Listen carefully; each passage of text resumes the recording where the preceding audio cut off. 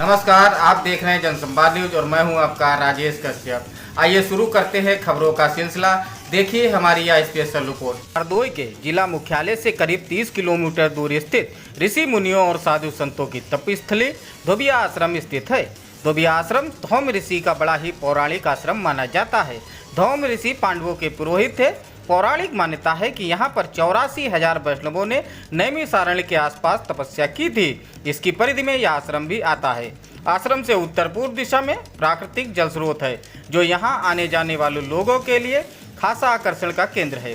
धोबिया आश्रम से सटा घना जंगल और बहने वाली गोमती नदी यहाँ के माहौल को काफ़ी सुंदर और दर्शनीय बना देती है। धोबिया आश्रम में सालाना लाखों की संख्या में पर्यटक आते हैं।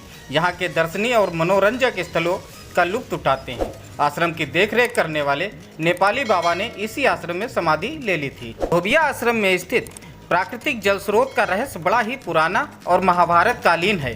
कहा जाता है कि महाभारत के समय दानवीर कर्ण जब अर्जुन के बाण से हाथ होकर पृथ्वी पर गिर पड़े थे और वह अपनी अंतिम सांसें ले रहे थे, उसी समय भगवान कृष्ण उनकी परीक्षा के लिए एक ब्राह्मण का वेश धारण कर कर्ण से दान मांगने पहुंचे थे और अंतिम सांसें ले रहे कर्ण ने तब भी अपने दांत से सोना तोड़कर उन्हें दान दे दिया था।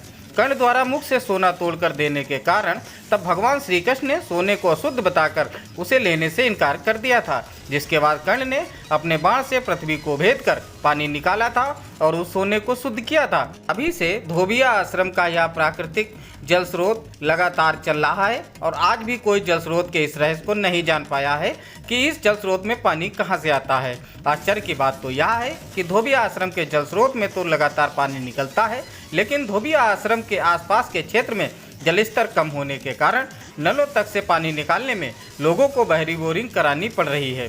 धोबिया आश्रम की जमीन से निकले इस जल स्रोत से लगातार पानी बहता रहता है, जो प्रकृति की हरदोई जिले को दी गई एक अनमोल धरोहर ही कही जाएगी। धोबिया आश्रम की अपनी तमाम मान्यताएं हैं और इसी महत्व को नजर में रखते हुए हरदोई के जिलाधिकारी रहे पुलकित खरे ने सालों साल उपेक्षित रहे धोबिया आश्रम को बेहतर पर्यटन स्थल बनाने के लिए महत्वपूर्ण भूमिका निभाई थी।